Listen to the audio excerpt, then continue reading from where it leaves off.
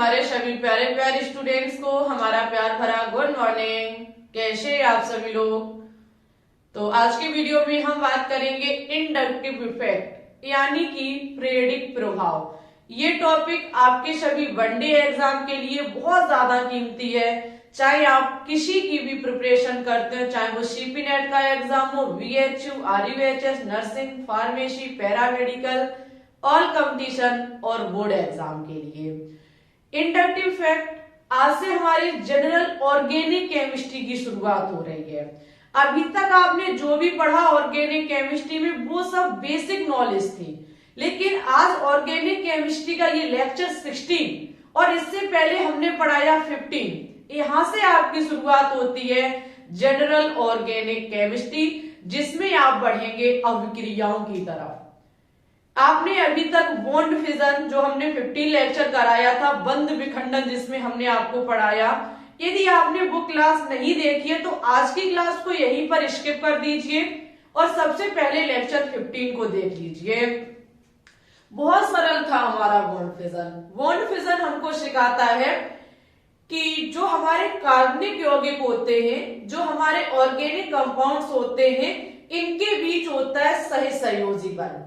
क्योंकि आपने पढ़े होंगे कार्बनिक यौगिक, जिसमें और अगर हम पूरी केमिस्ट्री की बात करें तो सबसे ज्यादा जो हमारे यौगिक है वो कार्बन के ही यौगिक हैं। इनके बीच होता है सहसंयोजी बंध। सहसंयोजी बंध हमें सिखाता है यहाँ पे इलेक्ट्रॉनों की साझेदारी के बारे में, क्योंकि सहसंयोजी बंध तभी बनता है जब इलेक्ट्रॉनों की शेयरिंग होती है, साझेदारी होती है। कैसे? सपोज दैट हमारा कोई ये A परमाणु और ये कोई हमारा V परमाणु, इसके वाहितम कोश में एक एक इलेक्ट्रॉन है, ठीक है। दोनों क्या काम करेंगे? आपस में इलेक्ट्रॉनों की शेयरिंग कर लेंगे, साझेदारी कर लेंगे। इसमें होता क्या है कि ये वाला इलेक्ट्रॉन इसका भी है और ये वाला इसका भी है, और ऐसा ही कुछ इसके साथ होगा। ये वाला इलेक्ट्रॉन B का भी है और साथ ही साथ A का भी है। इसे कहते हैं शेयरिंग इलेक्ट्रॉन, बोले तो साझेदारी के इलेक्ट्रॉन। और साझेदारी के इलेक्ट्रॉनों के बीच जो बंध बनता है वो हमारा सहसंयोजी बंध होता है। इट्स ओके, इतनी बात आपकी कंफर्म होती है। उसके बाद होता क्या है, एक चीज हमने आपको पिछली क्लास में बोली थी कि जब साझेदारी से इलेक्ट्रॉन के बीच जो बंध बनता है वो सहसंयोजक बंध होता है, और सहसंयोजक बंध बनने से किसी नए यौगिक का निर्माण होता है। सबसे मेन चीज आपकी पता होनी चाहिए आपको कि बंध बनता क्यों है। बंध का सीधा मतलब होता है नए यौगिकों का निर्माण करना, ठीक है। जब यहाँ पे पहले A अकेला था, V अकेला था, ठीक है, दोनों ने इलेक्ट्रॉनों की साझेदारी कर ली, तो निर्माण किसका हुआ? AB का। बहुत नॉर्मल की बात है, यहाँ पे निर्माण किसका होगा? AB का। अच्छा भाई, AB का जब निर्माण हो गया तो इनमें अब दम नहीं है कि A अलग हो जाए, B अलग हो जाए बिना एक दूसरे की राजी के, ठीक है। ऐसा नहीं हो सकता क्योंकि इन्होंने फ्रेंडशिप की है, और फ्रेंडशिप कब करनी पड़ी? जब इन्होंने इलेक्ट्रॉनों की साझेदारी करी। हमें उम्मीद है कि आपको समझ में आ गया होगा। तो यहाँ पे होता क्या है, जब रासायनिक अभिक्रियाओं की तरफ हम बढ़ते हैं तो आपसे हमने बोला था कि रासायनिक अभिक्रिया तभी संपन्न होती है जब पुराने बंध टूटते हैं और नए बंध का निर्माण होता है। यहाँ पर जो AB के बीच बंध बना है ये पहले टूटेगा, और जब टूट जाएगा तब नए बंध का निर्माण होगा, तब हमारी रासायनिक अभिक्रिया संपन्न होगी।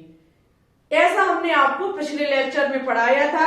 वही हमने आपसे बोला था कि यहाँ होता क्या है, सपोज दैट हम अभिक्रिया कराना प्रारंभ करते हैं तो यहाँ दो स्थिति बन के तैयार हो जाएंगी। एक स्थिति हमारी क्या होगी कि A अपना इलेक्ट्रॉन लेकर के अलग हो जाएगा और B अपना इलेक्ट्रॉन लेकर के अलग हो जाएगा। तो यहां से निर्माण होता है मुक्त मूलक का। अभी हम लेक्चर 15 पर थोड़ी चर्चा कर रहे हैं। अभी हम लेक्चर 16 के एक भी टॉपिक को नहीं पढ़ा पा रहे क्योंकि हम थोड़ा सा लेक्चर 15 पे बात कर रहे हैं। यहाँ पे किसका निर्माण होगा? मुक्त मूलक का निर्माण होगा। वही हमने आपसे बोला था कि या तो एक स्थिति ये बन के तैयार हो सकती है कि ए और बी के बीच जो इलेक्ट्रॉन है दोनों, इसमें हो सकता है कि बी लेकर के दोनों इलेक्ट्रॉन को अलग हो जाए। हाँ, ऐसा भी हो सकता है कि ये दोनों इलेक्ट्रॉन को लेकर के अलग हो जाए। जो इलेक्ट्रॉन लेकर के अलग होगा वो रिडाइन होगा और जो इलेक्ट्रॉन को अपने से छोड़ देगा, जिसको दे देगा, जो लेकर के चला जाएगा, वो धनायन होगा। ऐसी चर्चा कुछ हमने की थी पिछले लेक्चर में। यहां तक जब बात क्लियर होती है तो हम पढ़ेंगे अब इंडक्टिव इफेक्ट, बोले तो प्रेरक प्रभाव। उठा लीजिए नोट्स को, जहां पे आप लिखना प्रारंभ करेंगे। सबसे पहले विद्युत ऋणात्मकता। जब रासायनिक अभिक्रिया को हम देखते हैं तो सबसे पहले हमें कुछ इफेक्ट पढ़ने होते हैं और इफेक्ट को पढ़ने के बाद हम स्पीशीज को पढ़ते हैं। और जब हम स्पीशीज को पढ़ लेते हैं तो अभिक्रिया की क्रिया विधि को सीख जाते हैं। तो सबसे पहले हमको क्या पढ़ना पड़ेंगे? इफेक्ट पढ़ने पड़ेंगे, जिसमें ओनली ऑन एक फर्स्ट इफेक्ट के बारे में बात करेंगे जो सबसे ज्यादा आपके लिए कीमती भी है। ओके, इंडक्टिव इफेक्ट से पढ़ने से पहले हम पढ़ेंगे विद्युत ऋणात्मकता। अब विद्युत ऋणात्मकता क्या होती है इसके बारे में हम सबसे पहले सीखेंगे। तो हेडिंग लगा लीजिए विद्युत ऋणात्मकता।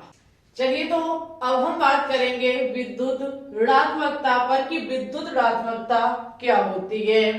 लिखा हुआ है, किसी सहसंयोजी बंध के इलेक्ट्रॉन युग्म को किसी परमाणु के द्वारा अपनी ओर आकर्षित करने की क्षमता को उसकी विद्युत ऋणात्मकता कहते हैं। देखो, राइटिंग पे ध्यान मत देना, सर्दी बहुत है, इतना तो हमने बहुत मुश्किल से लिख पाया, सच्ची में हाथ काम नहीं कर रहे हैं। विद्युत ऋणात्मकता की बात करेंगे तो सबसे पहले किसी सहसंयोजी बंध, वही बात फिर आ गई। सहसंयोजी बंध बोले तो इलेक्ट्रॉनों की साझेदारी। और यहाँ पे होगा क्या?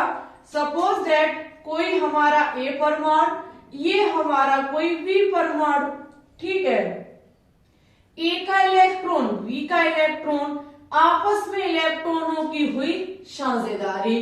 जब इलेक्ट्रॉनों की हुई साझेदारी तो अब होगा क्या? हम इस चीज को ऐसे भी लिख सकते हैं, इसका मतलब ये है कि ये आपस में इलेक्ट्रॉनों की साझेदारी होकर के ये दोनों इलेक्ट्रॉन इसके भी है और ये दोनों इलेक्ट्रॉन इसके भी है, ठीक है। ये हो गया हमारा इलेक्ट्रॉन युग्म। बात को बहुत ध्यान से समझना, बारीकी से लेना। ऐसा नहीं है कि छोटी छोटी चीज आप सुनते रहे और दिमाग में एक भी न रखें। अगर नहीं रखोगे तो वही बात आपके दिमाग में एक ही सवाल हमेशा के लिए बना रहेगा, अरे भाई ऑर्गेनिक केमिस्ट्री तो बहुत कठिन पार्ट है। तो ये तभी है कठिन जब आप दिमाग से लेते नहीं है चीजों को। गारंटी के साथ कहते हैं कि अगर ऑर्गेनिक केमिस्ट्री हमने कंप्लीट कराई तो आप भी केमिस्ट्री के दीवाने हो जाओगे। ये बात हम आपसे दावे के साथ कहते हैं, ठीक है। यहाँ पे क्या है कि ये जो इलेक्ट्रॉन युग्म है, आगे हमने लिखा है सहसंयोजी बंध के इलेक्ट्रॉन युग्म। सहसंयोजी बंध के ये रहे इलेक्ट्रॉन युग्म, ठीक है। किसी परमाणु के द्वारा अपनी ओर आकर्षित करने की क्षमता को ही उसकी विद्युत ऋणात्मकता कहते हैं। कहने का मतलब है कि ए परमाणु और ये हमारे बी परमाणु, इसमें से किसी एक परमाणु के द्वारा इलेक्ट्रॉन को अपनी ओर आकर्षित करने की जो क्षमता है, अपनी ओर खींचने की जो क्षमता है, उसी को विद्युत ऋणात्मकता कहते हैं। सपोज दैट बी की विद्युत ऋणात्मकता अधिक है तो बी क्या काम करेगा? अपना इलेक्ट्रॉन तो उसकी तरफ है ही है, ये वाला इलेक्ट्रॉन जो है इसे ये अपनी ओर आकर्षित करेगा। जब ये अपनी ओर आकर्षित करेगा तो ए वाला इलेक्ट्रॉन जो है वो थोड़ा सा बी की तरफ शिफ्ट हो जाएगा। ऐसा नहीं होगा कि ये इलेक्ट्रॉन पूरा इसके पास पहुंच जाएगा, पूरा नहीं पहुंचेगा, थोड़ा सा इसके तरफ जब शिफ्ट हो जाएगा तो हम तीर पर इस प्रकार से एरो लगा देंगे। ये एरो हमें बता रहा है कि V की विद्युत ऋणात्मकता जो है वो सबसे अधिक है। किसकी अपेक्षा? A की अपेक्षा। समझे मेरी बात को? हमारा कहने का मतलब ये है कि कोई दो परमाणु जिन्होंने इलेक्ट्रॉनों की साझेदारी के साथ इलेक्ट्रॉन युग्म का निर्माण किया, ठीक है, दो इलेक्ट्रॉन हो गए तो इलेक्ट्रॉन युग्म बन गए। वो हमारे युग्म का मतलब होता है जोड़ा। आपको इजी लैंग्वेज में बता दिया मैंने। इलेक्ट्रॉन युग्म का निर्माण हो गया। अब ये दोनों इलेक्ट्रॉन, दोनों के ये A के भी है और B के भी इलेक्ट्रॉन है। अब यहाँ पे B इसके साथ धोखा कर दे। धोखा में ये करेगा क्या कि इसके पास पावर अधिक है और इसके पास पावर कम है, ठीक है। तो B क्या काम करे, A का जो एक इलेक्ट्रॉन है जिसने साझेदारी के लिए रखा था, वो इलेक्ट्रॉन थोड़ा सा अपनी ओर खींच ले। जब ये थोड़ा सा अपनी ओर खींचेगा तो तीर पर हम इस प्रकार से एरो का निशान लगा देंगे जो हमें बता रहा है कि V की विद्युत ऋणात्मकता अधिक है। इसी भाषा में समझेंगे, जिसका पावर अधिक विद्युत ऋणात्मकता उसकी अधिक। ऐसा नहीं है कि B अकेला पावर लगा रहा है, पावर A भी लगा रहा है।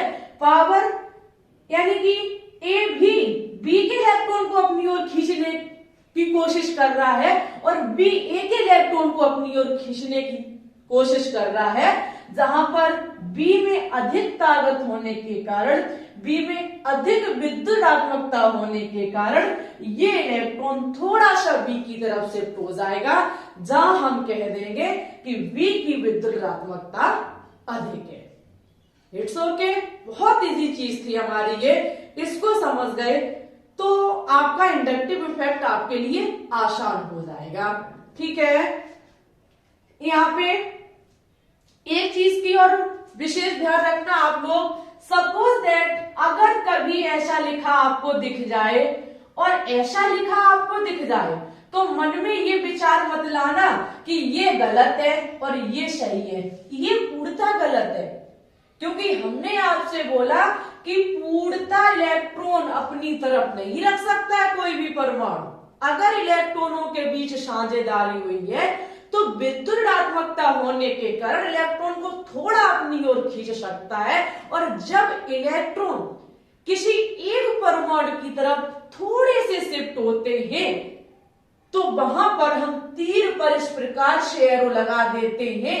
अब ये बॉन्ड था, नहीं ये वाला बॉन्ड था, वो सही संयोजी बॉन्ड था।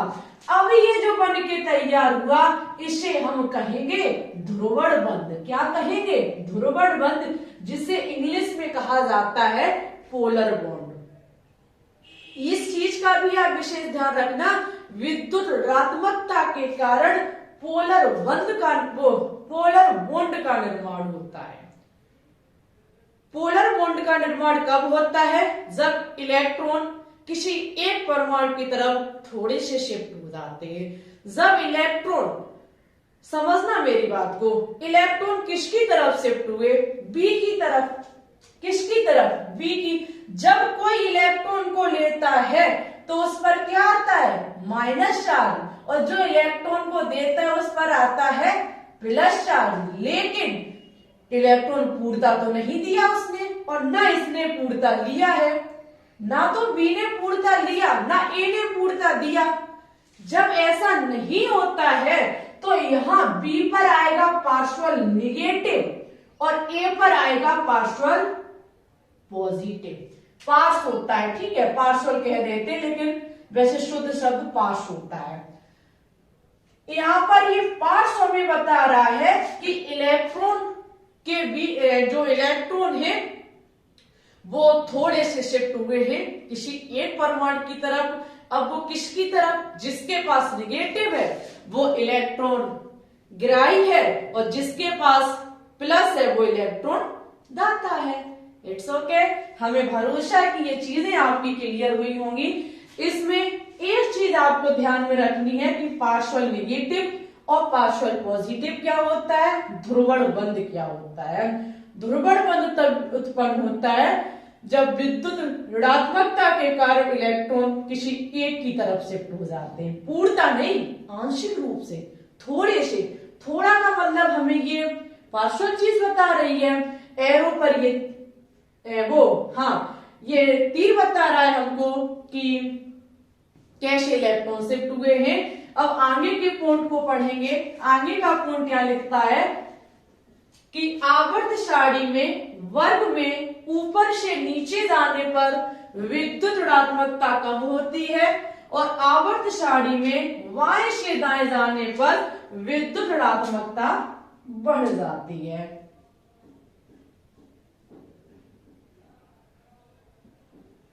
इस चीज को समझ लीजिए सभी स्टूडेंट्स। हम कहीं एक बार चिल्ला चिल्ला के कह चुके हैं जब एमसीक्यू सॉल्व कराते हैं कि फ्लोरीन की विद्युत ऋणात्मकता सर्वाधिक है।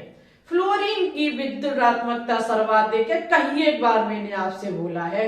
लेकिन इसका रीजन पता क्या है? इसका रीजन यही पॉइंट हमें बताता है कि आवर्त सारणी में वर्ग में ऊपर से नीचे जाने पर एक वर्ग में हम फ्लोरीन लेते हैं और इसी वर्ग का क्लोरीन है। आपसे पूछा जाए कि विद्युत ऋणात्मकता किसकी अधिक होगी, तो फ्लोरीन की होगी। क्यों? क्योंकि फ्लोरीन वर्ग में ऊपर आता है। और हम सपोज दैट किसी भी कार्बन की श्रृंखला में अगर फ्लोरीन को लगा देंगे तो फ्लोरीन इलेक्ट्रॉन को अपनी ओर खींचने का प्रयास करेगा और आंशिक रूप से थोड़े से हमारे इलेक्ट्रॉन जो है वो फ्लोरीन की तरफ शिफ्ट हो जाएंगे। ये अभी हम आगे पढ़ाएंगे, ठीक है। थोड़े से शिफ्ट होने के कारण इस पर पार्शियल निगेटिव आ जाएगा और ये चेन हमारी पार्शियल पॉजिटिव हो जाएगी। कहने का मतलब ये है कि वर्ग में जब हम ऊपर से नीचे आते हैं तो विद्युत ऋणात्मकता का मान कम हो जाता है। तो जो सबसे ऊपर होगा उसका मान अधिक होगा। वहीं पे आवर्त सारणी में आवर्त में बाएं से दाएं जाने पर विद्युत ऋणात्मकता बढ़ जाती है। आपसे कभी क्वेश्चन किया जाए ऑक्सीजन और फ्लोरीन में विद्युत ऋणात्मकता सबसे अधिक किसकी होगी, तो फ्लोरीन की सर्वाधिक होगी। क्यों?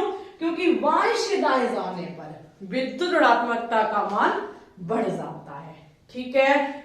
हमारा ऑक्सीजन पहले आता है, आवर्त में बात कर रहे हैं हम, और फ्लोरीन बाद में आता है, ठीक है। तो ये था हमारा विद्युत ऋणात्मकता। अब हम बात करेंगे प्रेरित प्रभाव के बारे में। अगर ये चीज क्लियर है तो प्रेरित प्रभाव बहुत आसान है, क्योंकि प्रेरित प्रभाव हमें बताता है इलेक्ट्रॉन को अपनी तरफ आकर्षित करना और अपने से प्रतिकर्षित करना। हमें पूरा भरोसा है कि जो भी स्टूडेंट्स हमारे चैनल के द्वारा पढ़ रहे हैं, जो भी, चाहे वो 10 स्टूडेंट्स हो चाहे वो 100 स्टूडेंट्स हो, हम बस ये हमारा टारगेट है कि हमसे पढ़ने वाला चाहे एक विद्यार्थी क्यों ना हो, बस वो हमसे सीख करके जाए। हमें भी पता है कि कितना कौन स्टूडेंट्स कितनी वीडियो को देखता है। जो देखेगा, जिसे यहां से कुछ सीखने को मिलेगा, वो ऐसा नहीं है कि बिना कमेंट या बिना लाइक किए चला जाए। अगर देखो आपको चीज पसंद आती है तो आपका हक बनता है उसे लाइक करने का।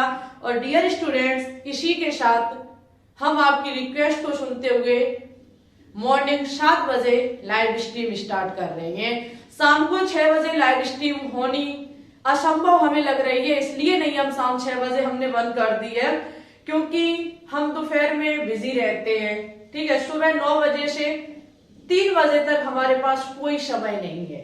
9 से 3 हम बिजी रहते हैं और 3 बजे से हम आपकी ये बोर्ड की क्लास को बनाएंगे। और जब हम ये बोर्ड की क्लास बनाते तो उस दिन हम अपलोड नहीं कर पाते हैं। ये बनाते, एडिट करते, फिर दूसरे दिन हमको अपलोड करनी पड़ती है। तो हमने विचार किया है कि टॉपिक की क्लास आपको अपलोड बोर्ड पर बनी हुई शाम 3 बजे, जैसे कि हम 3 बजे के बाद जब फ्री होते हैं तब क्लास बनाएंगे और दूसरे दिन 3 बजे हम अपलोड कर देंगे, ठीक है। ऐसे ये बोर्ड की क्लास हम चलाने का प्रयास करेंगे पूरा। और हम चला भी रहे हैं, ऐसी बात नहीं है कि कह देते करते नहीं है। अब तो हम बोर्ड की क्लास आपको कंटिन्यू दे रहे हैं और वहीं पे हमने एक सीरीज स्टार्ट करने की कोशिश की है जो हम करेंगे भी मॉर्निंग 7 बजे साइंस की एमसीक्यू, ठीक है, जिसमें आपको फिजिक्स, केमिस्ट्री और बायोलॉजी तीनों के क्वेश्चंस देखने को मिलेंगे। ये कोई एक एग्जाम को हम टारगेट रखते हुए नहीं कराएंगे, ये चमत्कार क्वेश्चंस हर एक एग्जाम के लिए होंगे, चाहे कोई भी स्टूडेंट्स हो, चाहे 9th का स्टूडेंट्स हो, चाहे किसी का भी स्टूडेंट्स हो, सभी स्टूडेंट्स पढ़ सकते हैं। तो ये चलाने का हम कोशिश करेंगे पूरी और हमारे जो भी, जैसे कि अभी हम चला रहे थे एनसीईआरटी बेस्ड केमिस्ट्री के मिक्सचर क्वेश्चंस, तो उसकी बहुत सारी क्लासेस हो चुकी हैं, तो वो हम अब यहीं पे स्टॉप करेंगे, उसको आगे नहीं बढ़ाएंगे। और चैप्टर वाइज जो हमारी है वो हम एग्जाम टाइम कराएंगे, क्योंकि ये चैनल जो है वो पूर्णतः मेडिकल लाइन को टारगेट रखते हुए है। मेडिकल लाइन में आप किसी की भी प्रिपरेशन करते हो दिल खोल के कर सकते हैं। वहीं पे अब हम एक नई शुरुआत करने जा रहे हैं साइंस के चमत्कार क्वेश्चनों की, जो मॉर्निंग सुबह 7 बजे चलेगी। ये लाइव स्ट्रीम में ज्यादा नहीं, टॉप 15 क्वेश्चंस होंगे। इन 15 क्वेश्चंस में कौन स्टूडेंट्स आना पसंद करेगा, आज के वीडियो में हमें कमेंट बॉक्स में कमेंट करके जरूर बताएं, ठीक है। देखते हैं कितने स्टूडेंट्स का सपोर्ट प्यार हमको मिलता है। इसी के साथ हेडिंग लगा लीजिए, पीरियडिक प्रभाव, बोले तो इंडक्टिव इफेक्ट। बात करेंगे अपने टॉपिक पीरियडिक प्रभाव यानी कि इंडक्टिव इफेक्ट के बारे में। इंडक्टिव इफेक्ट क्या कहता है? परमाणुओं की श्रृंखला में ध्रुवीय सहसंयोजक बंध। ध्रुवीय सहसंयोजक बंध का मतलब क्या होगा? जिसमें इलेक्ट्रॉन जो होंगे वो किसी एक तरफ शिफ्ट हो जाएंगे, ठीक है, कि उपस्थिति के कारण इलेक्ट्रॉन विस्थापन की प्रक्रिया को पीरियडिक प्रभाव कहते हैं। बहुत सरल चीज यहाँ पे लिखी हुई है। कोई परमाणु की श्रृंखला जिसमें कौन सा बंध है? ध्रुवीय सहसंयोजी बंध, यानी कि पोलर बॉन्ड। पोलर बॉन्ड कब होता है? जब इलेक्ट्रॉनों का विस्थापन होता है। इलेक्ट्रॉन का विस्थापन बोले तो किसी एक परमाणु की तरफ इलेक्ट्रॉनों का शिफ्ट हो जाना, वो भी आंशिक रूप से, थोड़ी सी मात्रा में। तो इस प्रक्रिया को ही क्या कहा जाता है? Inductive effect. अब इंडक्टिव इफेक्ट आपके लिए इतना आसान हो गया, किससे? विद्युत ऋणात्मकता से। विद्युत ऋणात्मकता में आपने सीख लिया कि जिसमें अधिक विद्युत ऋणात्मकता होती है वो इलेक्ट्रॉन को अपनी तरफ आंशिक रूप से खींच लेता है, ठीक है। और जिसके कारण कौन सा बंध उत्पन्न हो जाता है? पोलर बॉन्ड उत्पन्न हो जाता है, ध्रुवीय बंध उत्पन्न हो जाता है। और ध्रुवीय सहसंयोजी बंध में उपस्थित है, जब ध्रुवीय सहसंयोजी बंध उपस्थित होगा तो हमारे दिमाग में एक इमेज बन के तैयार हो रही है कि वहां हो ना हो इलेक्ट्रॉन किसी एक तरफ आंशिक रूप से शिफ्ट हो जाएंगे। क्यों? क्योंकि ध्रुवीय बंध है, और ध्रुवीय बंध तभी होता है जब इलेक्ट्रॉन किसी एक तरफ शिफ्ट होते हैं, के कारण इलेक्ट्रॉन विस्थापन की प्रक्रिया को ही पीरियडिक प्रभाव कहते हैं। चलो भाई हम एग्जाम्पल पर गौर करेंगे।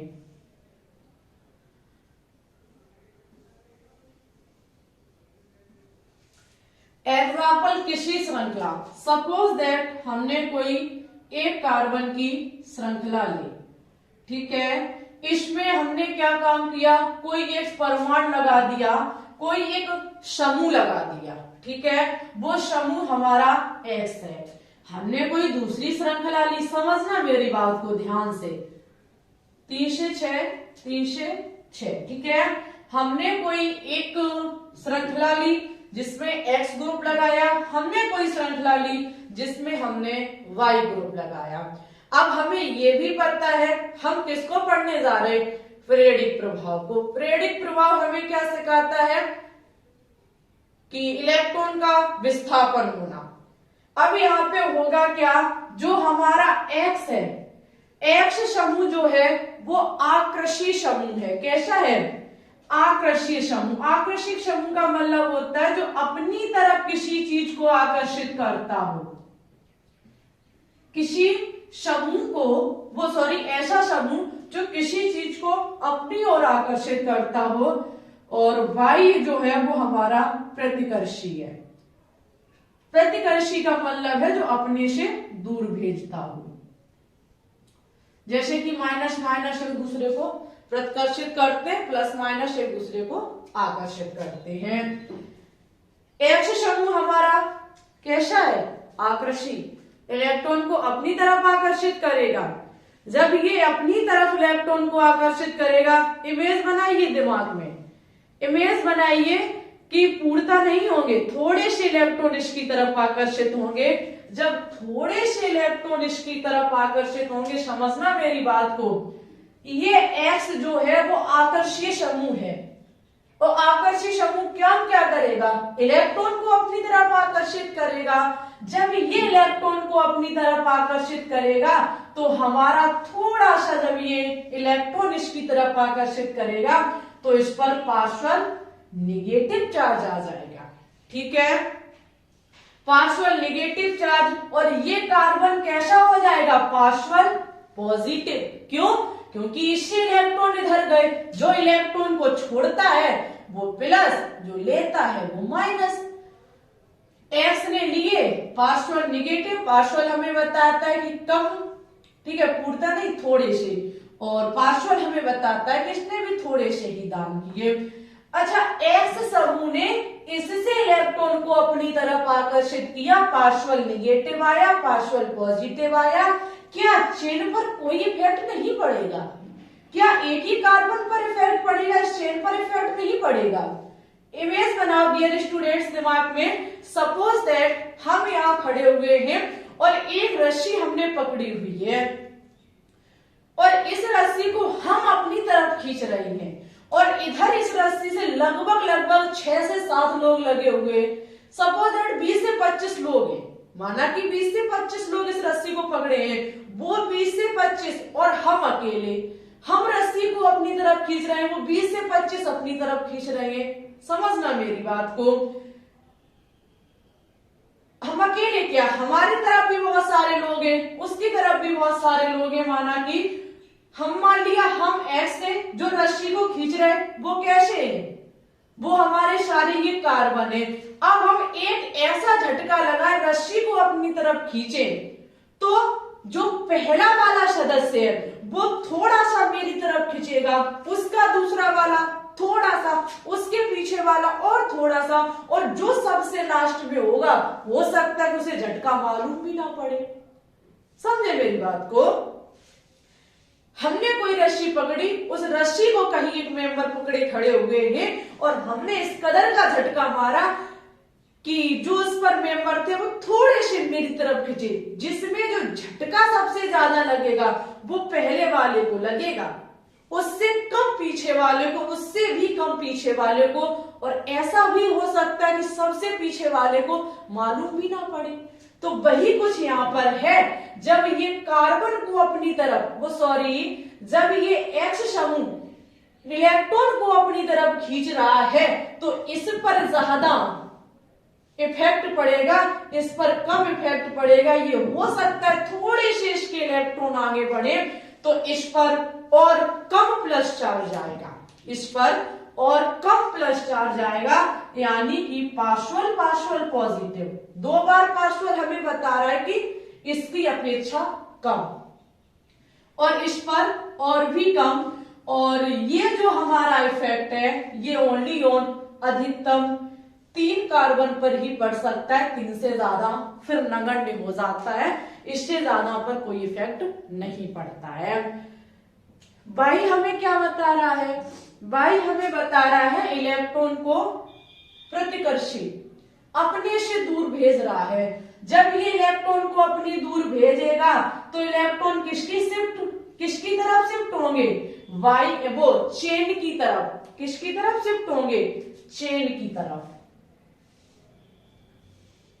इलेक्ट्रॉन शिफ्ट होंगे चेन की तरफ, तो चेन पर क्या आ जाएगा? पार्शियल निगेटिव और y कैसा हो जाएगा, पार्शियल पॉजिटिव। ठीक है, वही स्थिति कुछ यहां पर होगी, इस पर थोड़ा कम पार्शियल निगेटिव आएगा और इस पर भी कुछ कम पार्शियल निगेटिव आएगा।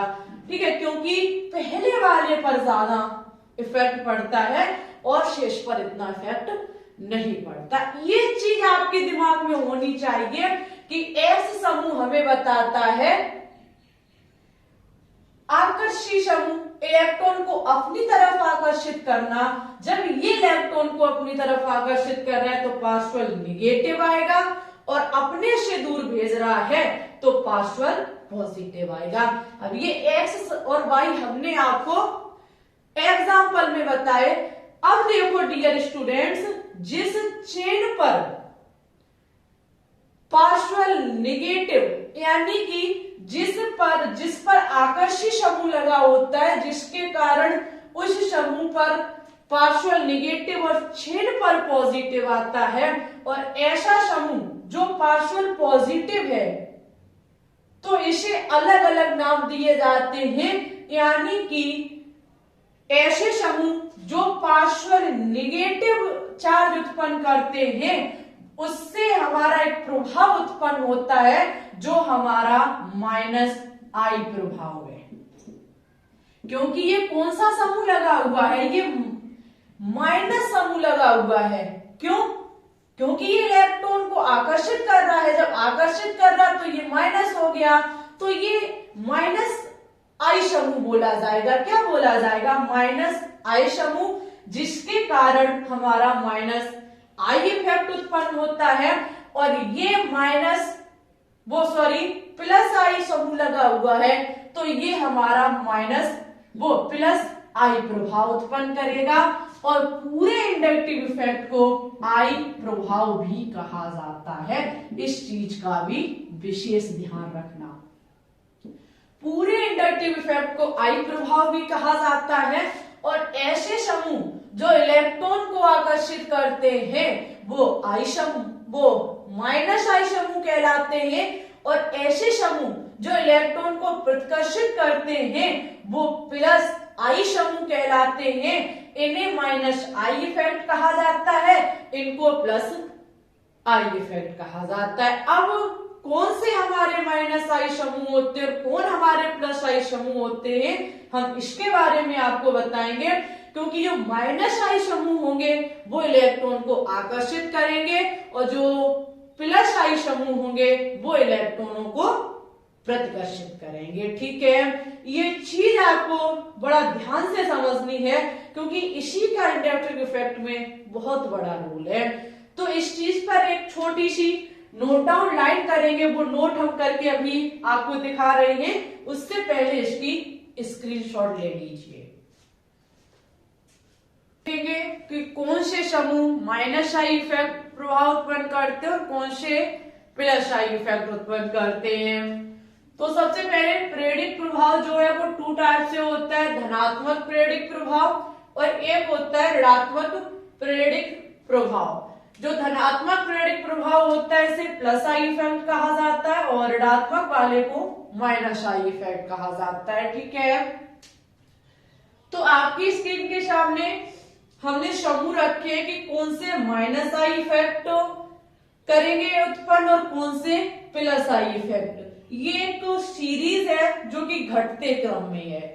यहाँ पे सबसे पहले -I प्रभाव की बात करें तो ये सारे समूह जो हैं वो -I प्रभाव उत्पन्न करते और ये सभी हमारे +I प्रभाव वाले हैं। सबसे ज्यादा अगर -I प्रभाव की बात करें तो हमारा NH3+ है, उसके बाद NO2, उसके बाद CN, उसके बाद CHO, उसके बाद C double bond O, COOH, fluorine, chlorine, bromine और आयोडीन, OH यानी कि एल्कोहल। इन का मतलब है डबल बॉन्ड और ट्रिपल बॉन्ड दोनों ही, और उसके बाद NH2 और उसके बाद H। ये आपके जो समूह रखे गए हैं ये सभी -I प्रभाव वाले हैं। इनका हम कैसे यूज करेंगे अभी आगे बताएंगे, लेकिन ये क्रम आपको पता होना चाहिए -I प्रभाव का, कि ये सभी -I प्रभाव डिनोट करते हैं। माइनस आई प्रभाव कब आता है? जो इलेक्ट्रॉन को अपनी तरफ आकर्षित करता है। इस बात का भी विशेष ध्यान रखना। ये हमारे प्लस आई प्रभाव के घटता हुआ क्रम है, जिसमें सबसे ज्यादा CH2 माइनस प्लस आई प्रभाव रखता है, उसके बाद NH माइनस, उसके बाद O माइनस, उसके बाद COO माइनस, ट्राइटीरियम, ड्यूटीरियम और हाइड्रोजन। ठीक है, ये हैं आपके माइनस आई प्रभाव समूह उत्पन्न करने वाले और ये हैं प्लस आई समूह उत्पन्न करने वाले। अब इनके आधार पर हमें सामर्थ्य निकालना होता है। क्या निकालना होता है? स्टेबिलिटी। स्टेबिलिटी का मतलब होता है सामर्थ्य, जहां पे हम आवेश के बीच भी सामर्थ्य ज्ञात करते हैं, अम्लीयता के बीच भी सामर्थ्य ज्ञात करते हैं कि कौन सा सर्वाधिक अम्लीय है और कौन सा नहीं है। ये इसी क्रम से, इसी समूह के आधार पर हम ज्ञात करते। कैसे? तो थोड़ा सा धैर्य बना के रखो, अभी आपको पता चलेगा कि इसका काम क्या है। इसी के साथ एक बार वीडियो को जम करके शेयर कर दीजिए, क्योंकि ये प्रभाव आपके ऊपर बहुत ज्यादा प्रभाव डालेगा। ठीक है, तो चलिए हम देखेंगे कि सामर्थ्य क्या है, हम इसका प्रयोग कैसे करते हैं, इनका अनुप्रयोग, इनका एप्लीकेशन क्या है, इसके बारे में हम आपको जानकारी देंगे। अब हम देखेंगे कि माइनस आई जो समूह थे हमारे और जो प्लस आई समूह थे, इनका मेन टारगेट क्या है, हम इनसे क्या अचीव करना चाहते हैं, हम क्या सीखना चाहते हैं और हमारे वनडे एग्जाम में यहाँ से हमें क्या लाभ मिलेगा और कैसे क्वेश्चंस पूछे जाएंगे। इन तमाम सवालों का हम आपके लिए जवाब लेकर के आए हैं। और मेन चीज है कि जब हम इतनी सारी चीजों को इतना गहराई से अध्ययन कर रहे हैं, तो इसका काम क्या है हमारी जिंदगी में? तो इसका मेन चीज है अम्लों की प्रबलता को ज्ञात करना। जो आपने इंडक्टिव इफेक्ट पढ़ा है, इससे एग्जाम में क्वेश्चंस कभी कभी समूहों को लगा के पूछ लिया जाता है कि ये समूह लगे हुए हैं, बताइए इसमें सबसे ज्यादा माइनस आई प्रभाव कौन दर्शा रहा है, प्लस आई प्रभाव कौन दर्शा रहा है। तो वो आपने सीरीज तो देख ली है, लेकिन वनडे एग्जाम में अम्लों की प्रबलता को लेकर के क्वेश्चन किया जाता है, स्थायित्व को लेकर के प्रश्न किया जाता है। आपको होता क्या कि किसी भी चेन में, वो कार्बन की चेन होगी आपकी, उसमें ये कोई ना कोई समूह लगा दिया जाएगा और पूछा जाएगा बताइए सबसे अधिक स्थायित्व किसका होगा। ये चीज आपसे एग्जाम में क्वेश्चंस पूछी जाती है। तो सबसे पहले हम कुछ चीजें आपके सामने लिख रही हैं। सबसे पहले अगर हम स्थायित्व की बात करें, तो स्थायित्व का मतलब होता है, स्टेबिलिटी इंग्लिश में कहा जाता है इसको आवेश समानुपाती, आवेश व्युत्क्रमानुपाती 1/स्थायित्व।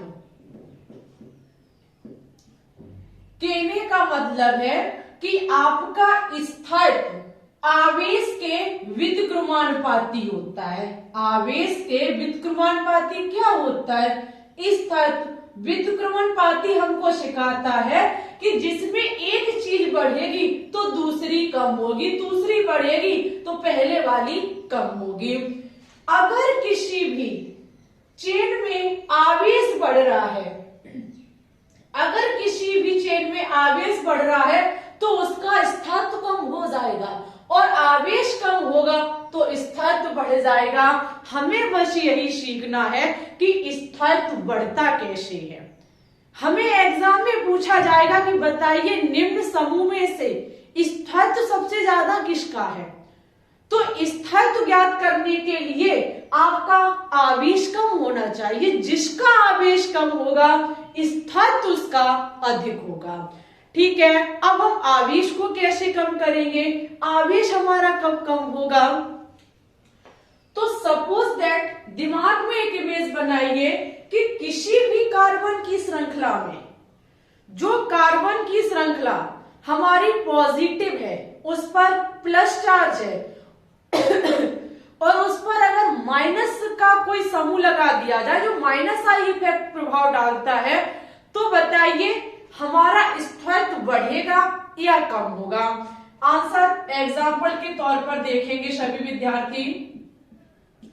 एग्जाम्पल हमें सिखाता है माइनस, वो सपोज दैट कार्बन की कोई चेन जिस पर प्लस चार्ज है, ठीक है, और इससे हम ऐसा कौन सा समूह लगाएं जिससे कि इसका स्थायित्व बढ़ जाए।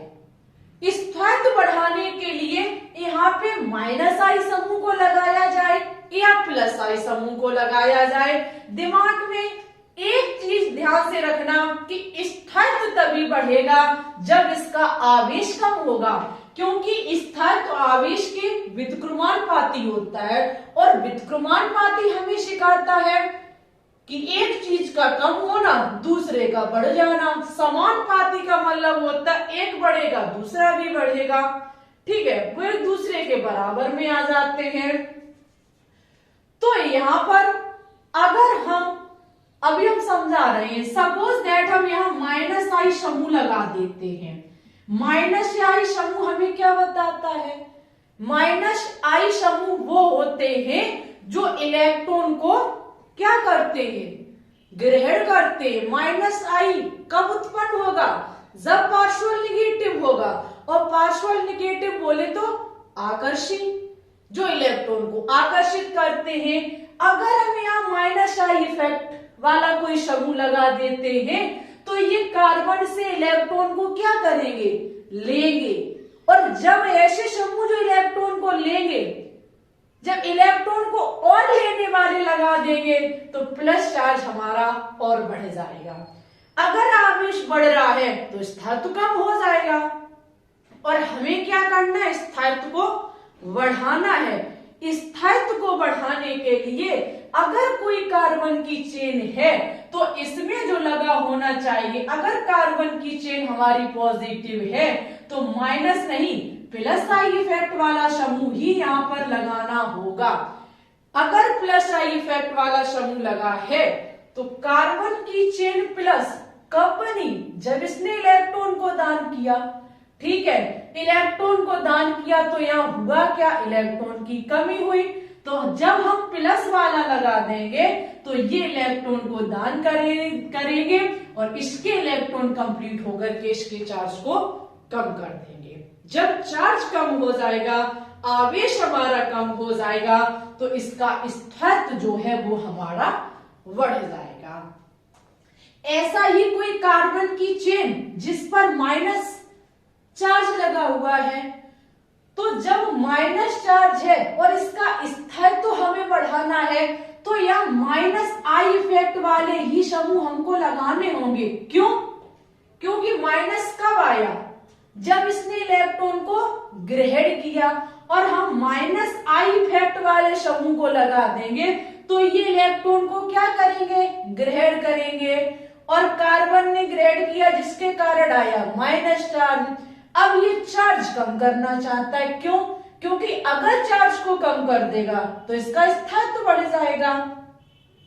तो ये इलेक्ट्रॉन को कब कम कर पाएगा? ये चार्ज को कब कम कर पाएगा? जब इसके आसपास ऐसे समूह हो जो इससे इलेक्ट्रॉन को ले लें। तो इलेक्ट्रॉन को लेगा कौन? जो माइनस आई समूह होगा, क्योंकि माइनस आई समूह इलेक्ट्रॉन को ग्रहण करता है। तो हम ऐसे समूह को लगा देंगे जो इलेक्ट्रॉन को लेंगे। जब इलेक्ट्रॉन को लेंगे तो इसका माइनस जो चार्ज है वो कम हो जाएगा। चार्ज कम होना, स्थायित्व का बढ़ जाना, ये होता है हमारा स्थायित्व। सपोज दैट कभी भी कोई 4 एग्जाम्पल दिए जाएं जिसमें कोई भी आपके माइनस आई समूह वाले आपके वो लगा दिए जाएं, जो आपको दिए गए, जैसे NH3, फ्लोरीन, क्लोरीन, इस प्रकार के कोई भी तत्व लगा दिए जाएं और पूछा जाए कि स्थायित्व बताइए किसका ज्यादा होगा, तो आपको वो क्रम देखना होगा। जो सबसे ज्यादा हमारा विद्युत ऋणात्मक तत्व होगा या फिर माइनस आई प्रभाव जिसका सबसे ज्यादा होगा, वही हमारा जल्द से जल्द आवेश कम करेगा और उस कार्बन की चेन का स्थायित्व बढ़ा देगा। इसके लिए फॉर्मूला होता है स्थायित्व, ये तो हमने बता दिया, आवेश समानुपाती व्युत्क्रमानुपाती स्थायित्व के। अब यहाँ पर और फॉर्मूला लिख लीजिए कि अगर कोई धनायन का हम स्थायित्व देखना चाहते हैं, वो भी कार्ब धनायन। कार्ब धनायन का मतलब है कार्बन की रिंग जिस पर धनायन चार्ज है। कार्ब, ये गलत लिखा है, कार्ब धनायन, सॉरी, अरे भाई, कार्ब धनायन, कार्ब धनायन का स्थायित्व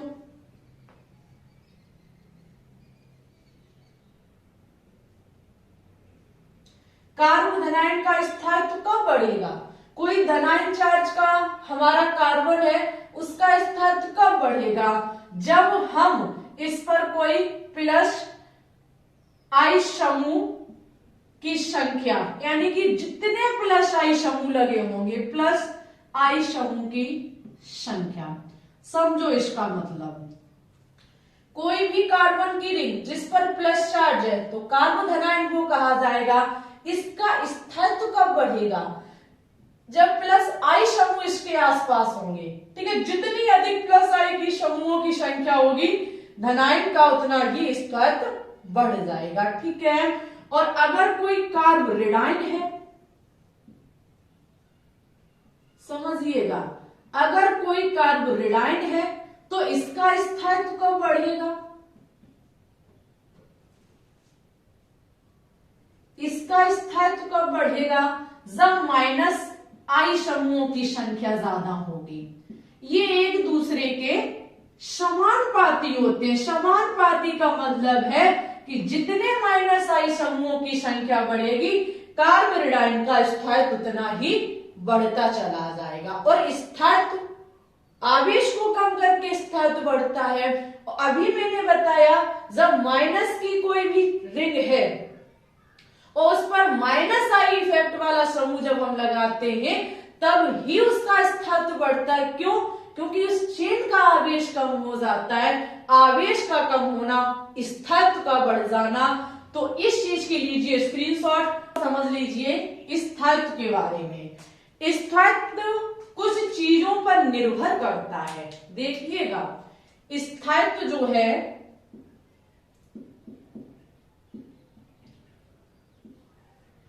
स्थायित्व निर्भर करता है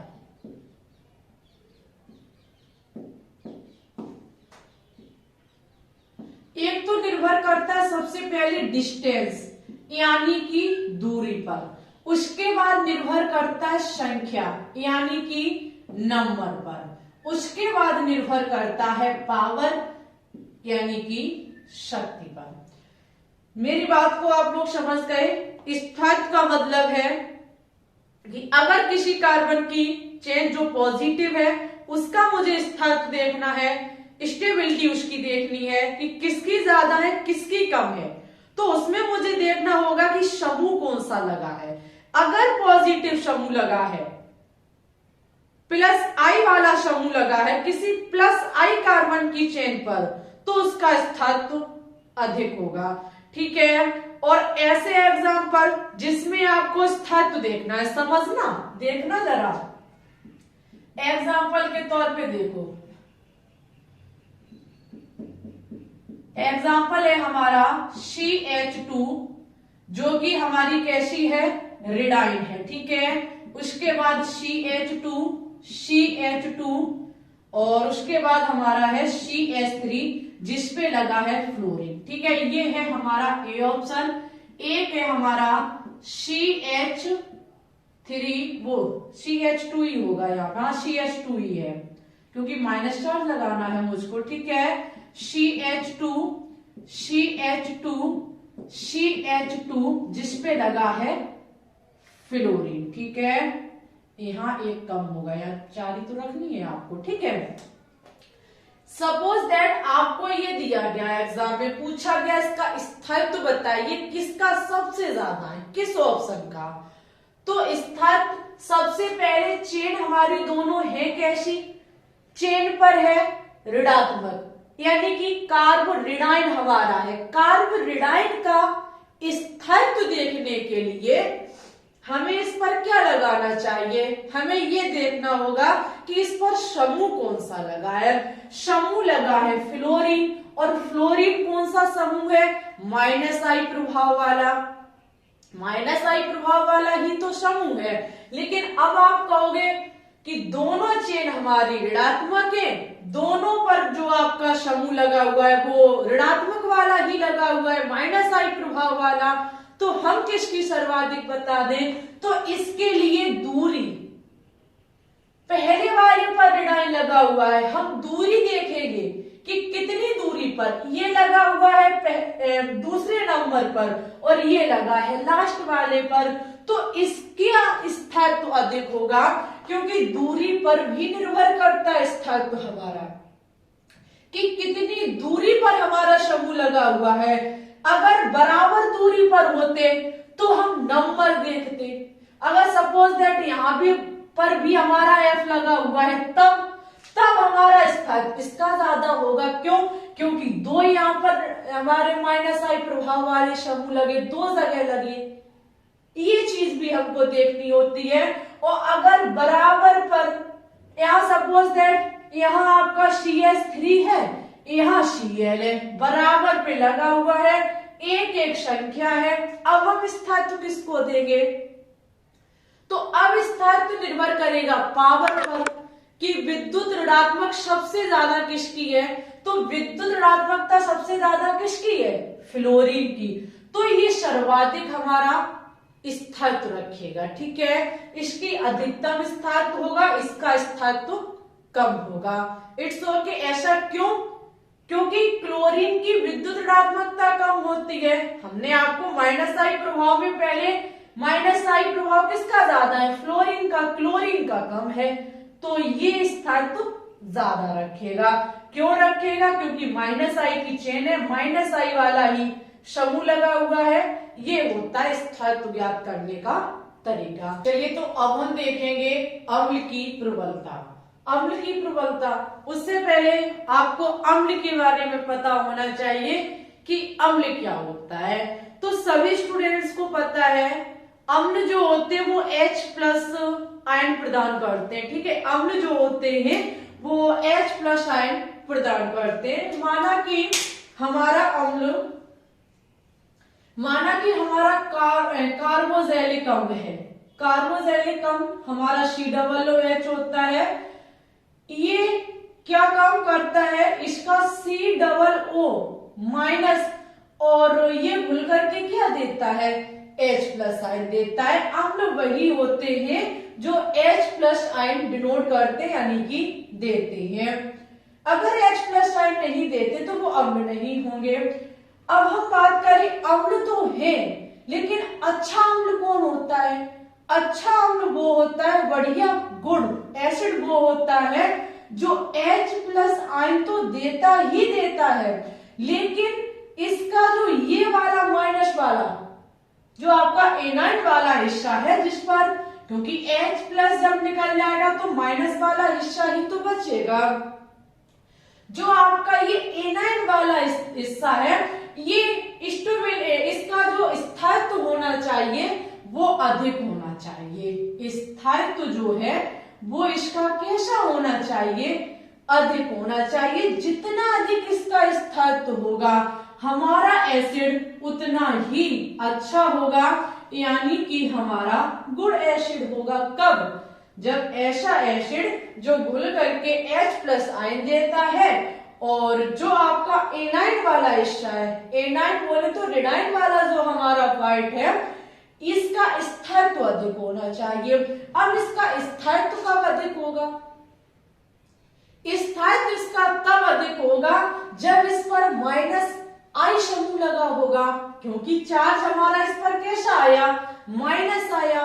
जब इस पर चार्ज माइनस आया तो हमने अभी आपसे बोला था कि अगर किसी भी चेन पर माइनस चार्ज है तो उसका आवेश, उसका चार्ज तभी कम हो सकता है जब उस पर समूह हम वो लगाएं।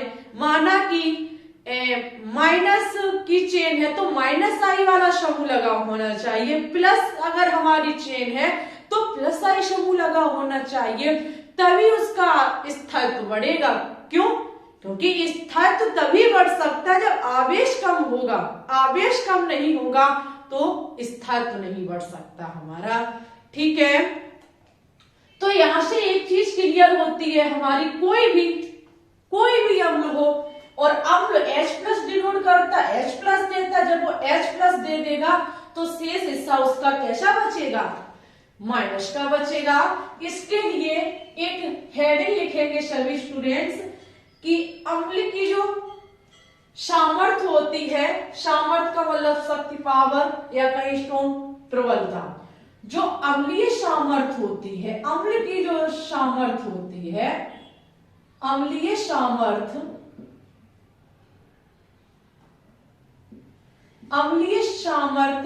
समानुपाती होती है -I समूहों की संख्या पर।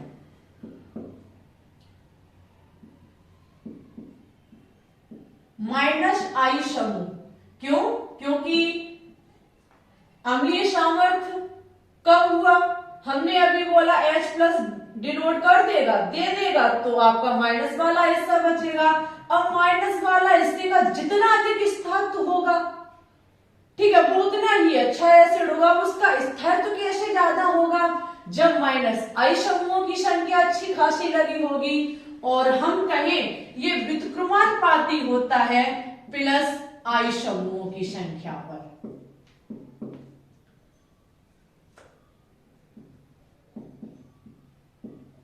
ये +I, क्योंकि +I की यदि संख्या बढ़ रही है तो स्थायित्व हमारा कम हो जाएगा। किसका? अम्लीय का। ठीक है, अम्लीय सामर्थ्य हमारी कम हो जाएगी और अम्लीय सामर्थ्य कम हो गई तो स्थायित्व हमारा कम हो जाएगा। हम एग्जाम्पल के तौर पर इस चीज को समझेंगे। इस चीज को पहले छाप लीजिए। ठीक है, इसका एग्जाम्पल कैसे हम समझेंगे? सपोज दैट आपको एग्जाम में कोई 4 विकल्प दिए जाते हैं। ठीक है, कोई 4 विकल्प दिए जाएंगे और कहा जाएगा बताइए किसकी अम्लीयता सबसे ज्यादा है, कौन सबसे अधिक प्रबल है, जिसमें आपको fluorine CH2 COOH, chlorine CH2 COOH, उसके बाद ब्रोमीन CH2 COOH और आयोडीन CH2 COOH। ये चीजें आपको गिवन है। ठीक है, और क्वेश्चन कर रहा है कि बताइए प्रबलता का क्रम बताइए या फिर बताइए कौन सा सर्वाधिक प्रबल अम्ल है। तो सबसे पहले आप देखेंगे कि यहाँ पर H+ अलग हो जाएगा और ये वाला हिस्सा आपका माइनस हो जाएगा। ठीक है, ये हिस्सा जब आपका माइनस हो गया तो हम देखेंगे इस पर कौन सा समूह लगा, fluorine, chlorine, bromine, iodine. Fluorine, chlorine, bromine, iodine ये सब कैसे हैं? -I प्रभाव वाले समूह। अब -I प्रभाव वाले समूह और हमारा ये माइनस, इस पर चेन पर क्या है? माइनस चार्ज है और माइनस चार्ज हमारा तभी कम हो सकता है जब -I प्रभाव वाला समूह लगा हो। समझे मेरी बात को? अभी बताया स्थायित्व के बारे में, तब हमने आपसे बोला था कि माइनस अगर चार्ज है चेन पर तो -I वाला समूह ही उसके आवेश को कम कर पाएगा। क्यों? क्योंकि माइनस चार्ज कब आया? जब इसने इलेक्ट्रॉन को ग्रहण किए। अब हम आवेश को कम करना चाहते हैं स्थायित्व बढ़ाने के लिए, तो कोई माइनस वाला ही हम समूह जोड़ेंगे या करके वो माइनस वाला समूह क्या करेगा? इसके चार्ज को, इसके इलेक्ट्रॉन को अपनी तरफ खींच लेगा। जब ये इलेक्ट्रॉन को खींच लेगा इसके, तो इसका अपने आप आवेश कम हो जाएगा, क्योंकि आवेश बढ़ा किसके कारण? इलेक्ट्रॉन लेने के कारण। अब जब तक इलेक्ट्रॉन कम नहीं होंगे तब तक आवेश कम नहीं होगा, और आवेश कम नहीं होगा तो स्थायित्व अधिक नहीं होगा। समझ गए मेरे बात को? तो हम यहाँ पर सभी I प्रभाव वाले ही, वो भी -I प्रभाव वाले समूह जुड़े, हम किसको कहते हैं? तो अब वो लाइन आप याद करिए, वो सीरीज याद करिए जो हमने आपको लिखाई। सबसे ज्यादा उसमें फ्लोरीन था, उसके बाद क्लोरीन, उसके बाद ब्रोमीन, उसके बाद आयोडीन। फ्लोरीन माइनस आई समूह जो है वो अधिक प्रभाव डालेगा, तो इसकी जो प्रबलता है वो सर्वाधिक होगी। इसलिए ही आपको वो सीरीज याद करनी है, क्योंकि आपको इस प्रकार से एग्जाम में समूह लगे मिलेंगे। यहां तो हमने क्रम सा लगा दिया, बताओ यहाँ पर COOH होता, बताओ C जो HO है वो होता, कुछ भी हो सकता था, ठीक है। अब वो क्रम आपको याद नहीं, तब तक आप प्रबलता भी नहीं याद कर पाएंगे।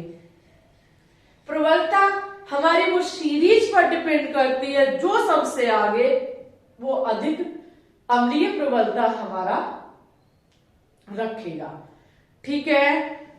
तो ये थी अम्लों की प्रबलता। ये वनडे एग्जाम में ऐसे क्वेश्चंस पूछे जाते हैं, कैसे, ये हम आपको एक दिन लाइव स्ट्रीम में लगवा देंगे। डियर स्टूडेंट्स, ये था हमारा इंडक्टिव इफेक्ट। इंडक्टिव इफेक्ट में सबसे आपने सीखा कि पार्शियल पॉजिटिव, पार्शियल नेगेटिव, ठीक है। उसके बाद माइनस आई और प्लस आई इफेक्ट सीरीज सीख ली।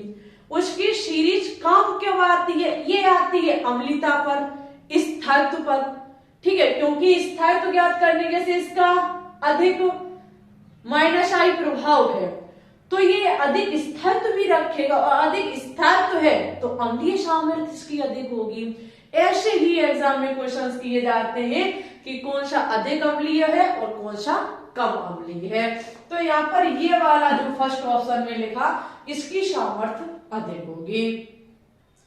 आपको ये चीज तभी समझ में आएगी जब आप वीडियो को बार बार 2 से 3 बार देखेंगे।